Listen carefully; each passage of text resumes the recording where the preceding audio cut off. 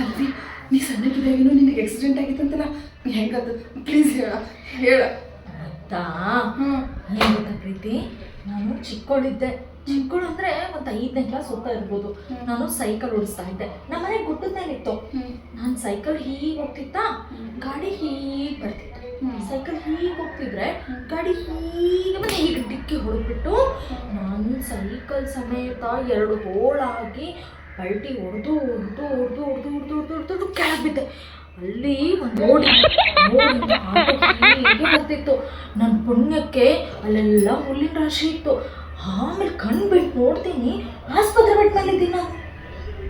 ಮತ್ತೆ ಬದುಕಿದಿ?